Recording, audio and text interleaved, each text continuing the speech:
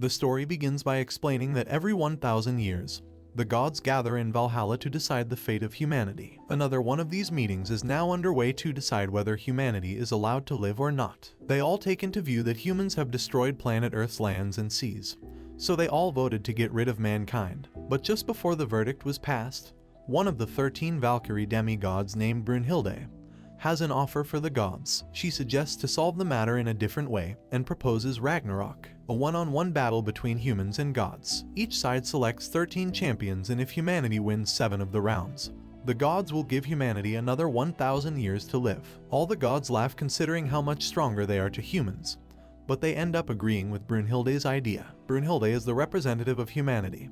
She gets to choose 13 of the strongest humans out of the 7 million years of human history. Soon the great battle between humans and Ragnarok gods begins. The rules of the games are very simple. Humans and gods will fight until the last breath. The god represented in the first round is Thor, the god of thunder, the strongest Norse god. But even so, Brunhilde is still very confident with her human representative. She summons a famous Chinese warrior, an undefeated champion of human history. His name is Lu Bu. The first round begins, and they both approach each other without knowing how the other opponent will attack. Thor and Lu Bu have similar fighting styles, and they are the ones known to be able to defeat their opponents with a single blow. They both strike, and Thor uses the Thor hammer attack, and Lu Bu uses the halberd to withstand it. Then suddenly Thor activates the divine lightning power, where he tilts his whole body backwards, after using the attack, making everyone believe he was going to win. Lu Bu suddenly emerges from the fog, injuring Thor. The gods are shocked that a human weapon could even injure a god. But it turns out that before the match began, the 13 Valkyrie demigods all gathered together to create weapons for the representatives of humanity.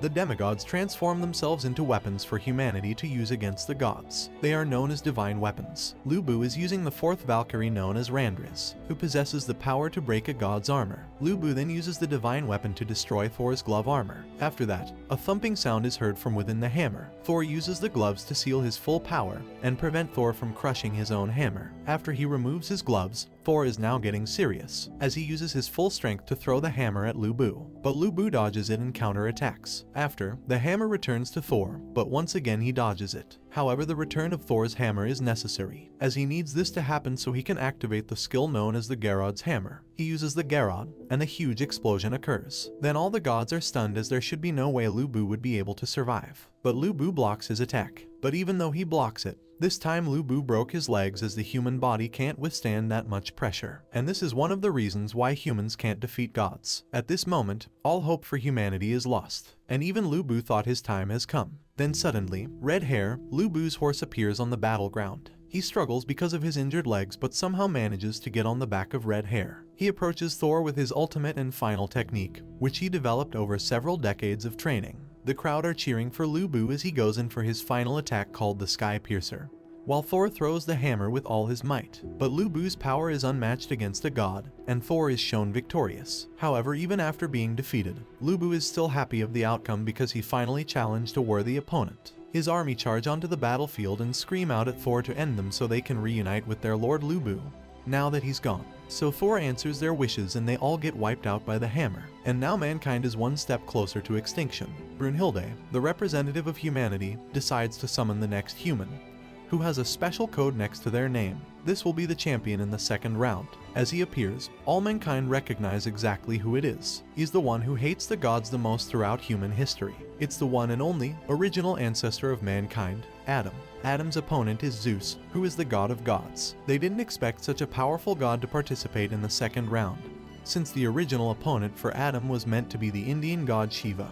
But at the very last second he was swapped with Zeus, thus making Brunhilde very worried. Adam then enters the battlefield with confidence and doesn't care about who he's facing. Then Zeus appears with a very dominating aura, and uses his power to boost his physique. Before the round starts, Regin Leaf, the 7th sister of the Valkyries, offers herself as Adam's weapon. They combine souls, and the people are shocked when they see Adam's weapon, which is an iron fist, or knuckle dusters, which he can use to defeat the oldest god in the universe. Zeus is the first to attack, and he unleashes a punch at the speed of light, but Adam simply dodges it, which infuriates Zeus. Then Zeus uses even more power and does the meteor jab technique. But even so, Adam still manages to easily dodge all his combo attacks. But then Adam strikes back using the same moves as Zeus. He does this by using his special ability called Eyes of the Lord. The gods created Adam as a perfect reflection of themselves, so Adam is able to copy any moves the gods use against him. Adam is winning the fight so far by striking Zeus with his own powerful attacks. Suddenly, Zeus changes his approach of attack from punching to kicking.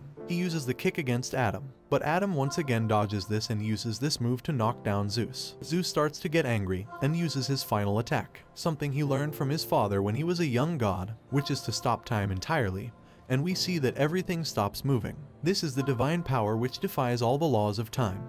But to everyone's surprise, it was actually Zeus who got knocked down. Everyone is shocked after seeing the scene. Just now, Adam's divine reflection power is too great. Everyone thought this round ended with a victory belonging to Adam.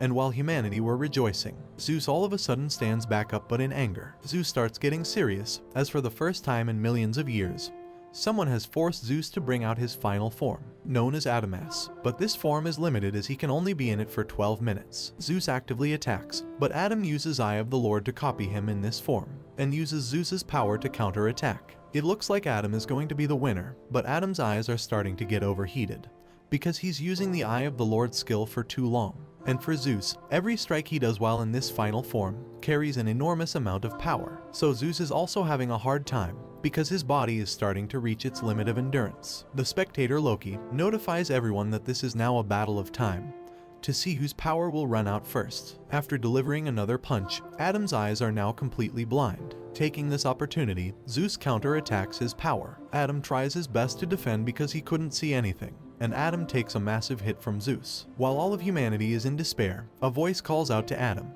And at the last moment, the father of all of mankind is still determined to protect all of his children. It was a miracle seeing Adam get back up and continue the fight, being in his condition. After Zeus takes another punch from Adam, Zeus collapses, but everyone realizes that Adam is standing completely still. Everyone thought that Adam had won, but it turns out that Adam had already taken his last breath moments ago when he went blind. But even after his death, his soul lived on and continued to fight on for his children. Zeus was claimed the winner in the second round. So after 2 matches, 2 humans and 2 Valkyries are dead. Humanity must win the third round. At this moment, Brunhilde received word that the god Poseidon will be the opponent in the third round. Poseidon is the brother of Zeus, a god known for being the most brutal, and he's the ruler of the seas. Brunhilde was finding it hard to select the right person for the third round. And just then, an old guy walks in saying he would represent mankind. His name is Sasaki Kojiro, also known as the greatest loser in history. Even in death, he continued his path to becoming the greatest swordsman.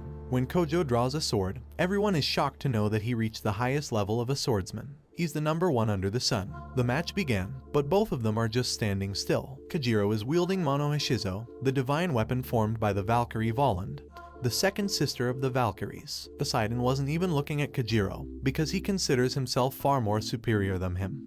He even feels like he's more superior to all the gods in the universe. After they were standing for some time, nobody noticed what was going on, except from some of the gods. But Kojiro was actually already fighting Poseidon, but in his mind, and has lost the battle 18 times in his mind. This is one of Kojiro's techniques, called the 1000 Image of Defense, which creates a virtual copy of his opponent in his mind, allowing him to try out different attack patterns. Kojiro now knows that if he takes the initiative to attack first, Poseidon will finish him off immediately. Kojiro is sure that no matter how he attacks, he will be defeated by Poseidon. After a series of calculations, Kojiro still decides to strike first. According to the law of inertia, when slashing at 200 km per hour, the sword will not be able to change direction. But Kojiro is different and uses a special skill called the Tsubame Gishi. After using Tsubame Gishi, Poseidon looks into the eyes of a human for the first time. He starts approaching Kojiro and unleashes multiple attacks, but Kojiro easily deflects them all in an instant. He can do this because Kojo is still using the 1000 images of defense in his mind,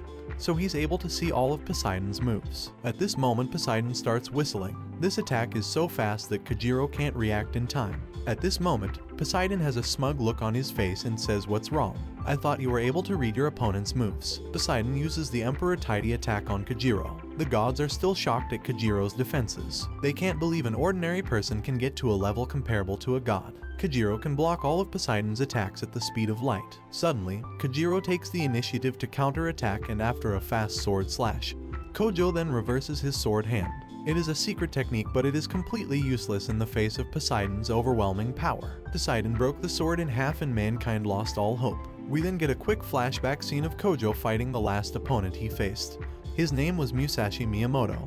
a legendary swordsman. He remembers the joy of training with him to become the number one under the sun. After this, for the first time in his life he pushed for victory. He stood once again with his broken sword and uses the Valkyrie weapon regeneration skill, which gives him 2 swords. With the new swords in hand, Kagewaru attacks Poseidon with his full power, using everything he experienced from the legendary swordsman of his time, and managed to kill Poseidon. This being the first time a god of the sea is killed by the power of a human. Thanks for watching. Don't forget to like and subscribe if you enjoyed, and turn on the notification bell so you never miss out on another video. Until next time guys, take care.